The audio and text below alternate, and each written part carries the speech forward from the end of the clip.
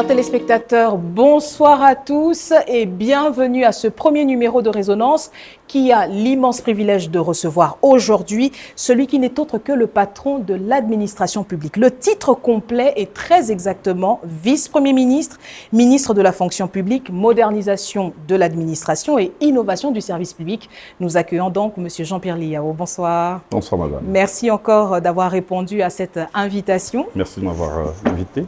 Quel est le mot avec lequel vous allez définir votre parcours? Je choisirais plutôt, parce que vous en sollicitez un, la foi. Foi dans le sens de conviction. Sans la foi, je n'allais pas être ce que je suis devenu aujourd'hui.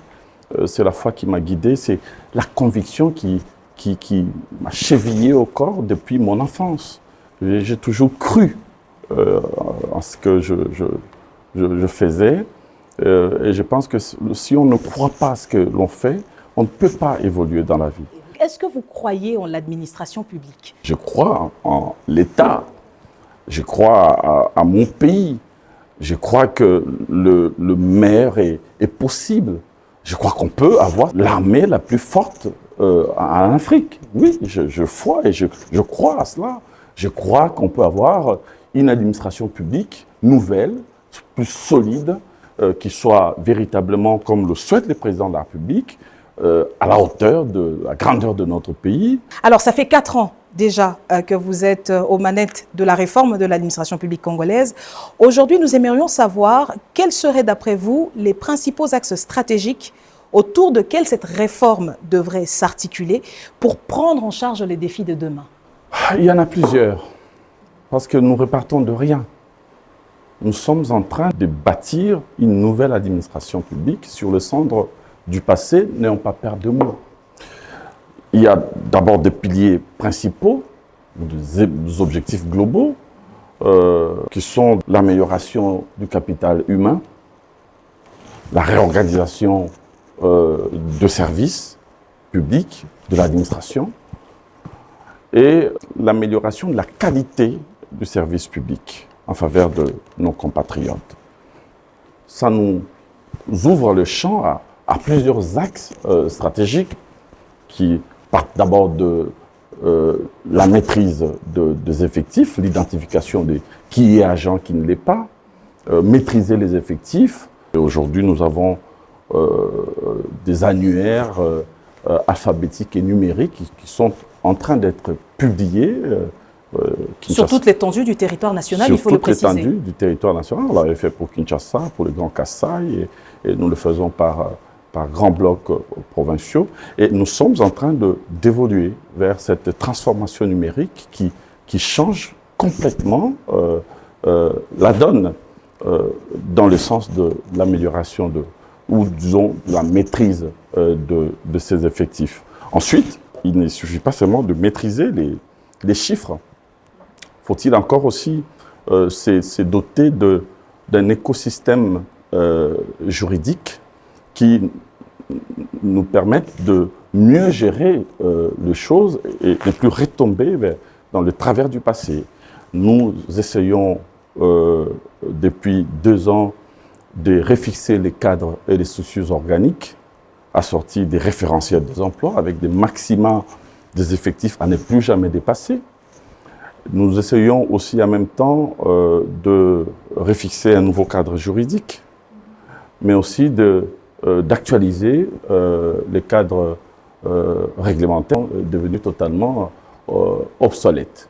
Nous sommes en train, toujours dans le volet amélioration du capital humain. C'est un projet pharaonique, il faut le reconnaître. Capital humain, essayer de mettre un accent particulier sur la formation. Nous allons évaluer les compétences des agents. Nous allons essayer de remettre avec beaucoup de force la cotation. Après évaluation des compétences, niveau 0, ça veut dire vous êtes déclaré inapte professionnellement, vous êtes écarté, tout simplement. Niveau moyen, vous allez voir vos compétences être renforcées, la formation continue. Et niveau top, ça vous ouvre les champs prioritairement à, bien sûr, l'avancement en grade.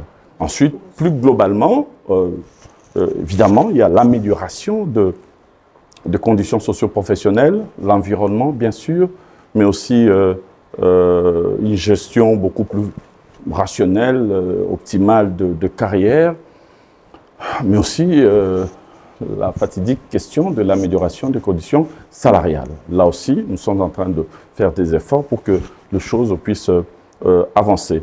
Aujourd'hui, in concreto, si vous devez amener un véritable résultat par rapport à la réforme qui a été enclenchée au sein de l'administration publique, quelle serait, j'ai envie de dire, votre pièce maîtresse? Les centres, c'est la formation de l'homme qui doit incarner le service public, incarner l'État. N'est pas fonctionnaire qui veut. Seul le meilleur doit servir l'État. C'est pour cela que le président de la République nous a demandé, j'allais en venir, de rajeunir l'administration publique, mais que ces rajeunissements se fassent de manière qualitative et compétitive. Ça veut dire que le fils d'une femme vendeuse de braises doit avoir la même chance que l'enfant d'un ministre, d'un parlementaire ou d'un haut gradé de l'armée. C'est aussi ça, la République. Ensuite, il y a la simplification administrative et la lutte contre les tracasseries. Il faut que les gens puissent avoir un accès fluide aux services publics. Alors, nous sommes actuellement à l'École nationale d'administration, ça tombe bien dans le cadre de cet échange. Et cette école a à ce jour déjà recruté et formé près de 743 énarques, au cadre donc pour le compte de l'État. Et quelle est aujourd'hui sa place dans la dynamique de réforme entreprise au sein de l'administration publique? Pour avoir une administration publique de qualité, il faut d'abord avoir des fonctionnaires de qualité, qui soient bien formés. C'est pour cela que l'ENA joue un rôle central dans ce que nous sommes en train de déployer comme stratégie de redressement de notre appareil administratif. Et il faut déjà d'abord rentrer vers les fondamentaux de l'ENA. Pourquoi les objectifs de l'école? Pourquoi l'ENA a été créée? Et pourquoi, avec le président de la République, nous avons levé l'option de la redynamiser? On veut redynamiser l'ENA pour en faire un véritable vivier des fonctionnaires intègres, compétents et dévoués totalement au service de la République. Ce que nous voulons faire de l'ENA aujourd'hui. Et moi, je suis fier d'avoir aujourd'hui des jeunes qui sortent de l'ENA et qui sont d'une compétence exemplaire, extraordinaire, et qui font la différence. Et les jours où, pour la toute première fois, j'étais à Bruxelles avec le groupe des énarques qui était parti en stage d'immersion, en stage professionnel d'immersion au niveau de différentes administrations et services belges, eh bien, j'étais fier. C'est là que j'avais compris que tout était possible et qu'il nous fallait tout juste essayer de faire en sorte que la conscience soit partagée par tous pour que les choses redeviennent dans notre pays comme avant. Alors, vous m'avez littéralement arraché les mots de la bouche. On a parlé donc des recrutements, mais on va également parler des effectifs. On dit souvent que l'administration congolaise est pléthorique. Ça, c'est une phrase qui revient pratiquement sur chaque table. Mais en même temps, certains parlent de véritables déserts administratifs à l'intérieur du pays. Alors, comment est-ce que vous expliquez ce paradoxe? Est-ce que c'est une question de préférence ou bien quelles sont les solutions aujourd'hui que vous pouvez être en mesure d'appliquer pour essayer de rétablir la balance? Parce que les chiffres sont absolument criants. On parle de pratiquement, en ce qui concerne la République démocratique du Congo, on parle de 17 pour 1000, donc 1,6 million de fonctionnaires civils pour 100 millions d'habitants. Si on parle de ces chiffres-là, ça veut dire que la RDC est en réalité sous-administrée. Donc, on ne peut pas alors, dans ce contexte-là, parler d'une administration pléthorique.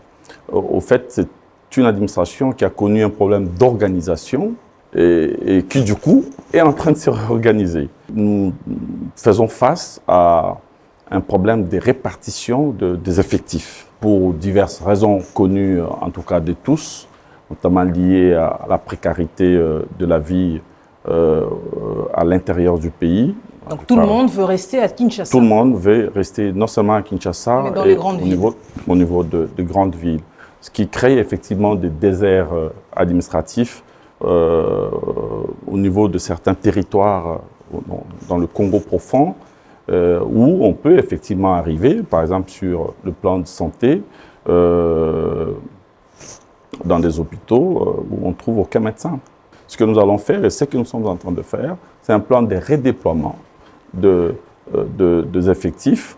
Et à partir du 1er juillet prochain, nous allons présenter ces plans qui va permettre à ce que, avec le rééquilibrage de primes, notamment la prime des bourses, qui est légale, pour permettre à ceux qui seront à l'intérieur, ceux qui seront envoyés à l'intérieur, de pouvoir faire face à certaines difficultés et de les inciter en quelque sorte à accepter ces difficultés qui seront compensées par ces primes. Ça, c'est un dispositif provisoire en attendant évidemment le changement systémique qui va venir avec la nouvelle politique salariale qui est donc en élaboration, dont les travaux ont été, comme vous le savez, lancés par Son Excellence Monsieur le Président de la République le 24 avril dernier. Nous savons qu'à ce jour, la représentation féminine dans la haute fonction publique demeure très faible. Alors, comment faire de la féminisation de l'administration un levier de performance et d'équité dans la réforme en cours? Il faut d'abord dire que nous sommes en train, depuis 3 ans, de déployer des efforts colossaux pour essayer d'inciter justement les femmes à s'intéresser à la fonction publique de leur pays. De plus en plus, je le vois, lorsqu'il y a de concours qui s'organisent, je vois beaucoup de femmes, beaucoup de jeunes femmes participer à ces concours. Ça m'encourage. Alors, comment relever le défi de l'attractivité face au secteur privé et aux institutions internationales? Je précise que vous-même, vous avez été un haut commis, vous avez travaillé à Genève notamment. Comment vous avez fait votre revirement et aujourd'hui, comment est-ce que vous pouvez convaincre ce jeune homme qui a une offre, par exemple pour aller rejoindre le HCR ou les Nations Unies ou une entreprise publique, de faire ce virage à 360 degrés? Dans le système de rémunération, chacun doit mériter son salaire. Et chacun doit bénéficier déjà de la considération. C'est très important. Quel que soit son rang, quel que soit son niveau, c'est le plus important. Les salaires ne vont jamais se valoir. Moi, je prône l'égalité, mais je ne suis pas pour l'égalitarisme. Il y aura toujours des différences. Il y aura toujours des différences des primes. Mais chacun doit avoir droit au chapitre. Chacun doit avoir une petite place sous le soleil. Notre système, le système que nous avons trouvé, c'est un système d'exclusion. Et ça, ce n'est pas acceptable. Ce qu'il faut faire, c'est faire en sorte que nous ayons une politique, comme l'a dit le président de la République, une politique salariale juste et équitable, faisant en sorte que les écarts salariaux soient réduits au maximum. Il faut vraiment faire en sorte que nous ayons un barème salarial général qui soit d'abord lisible par tous, transparent, qui touche quoi, que ce soit connu, mais aussi qui puisse supprimer des disparités choquantes et inacceptables au sein de l'administration publique de manière générale, au sein des services publics dans notre pays. Merci infiniment, Excellence, Monsieur le Vice-Premier ministre, pour votre apport et surtout pour ces différentes réponses. Merci pour cet échange qui, nous l'espérons, aura donc servi à éclairer la lanterne de l'ensemble de nos téléspectateurs sur aujourd'hui, j'ai envie de dire, la véritable portée de la réforme des services publics. Aujourd'hui donc, ça aura été avec un réel plaisir que vous aurez été des nôtres. Nous espérons que vous serez Merci à vous, en nombreux. tout cas, encore une fois. Merci à vous d'avoir accepté notre invitation. Nous espérons que vous serez très nombreux à réagir à cette émission sur nos différentes plateformes, sur les réseaux sociaux évidemment, ainsi que sur YouTube, sur votre chaîne. Mesdames et messieurs, ce sera donc avec un réel plaisir que nous allons vous retrouver pour le prochain numéro avec le prochain invité. Portez-vous bien.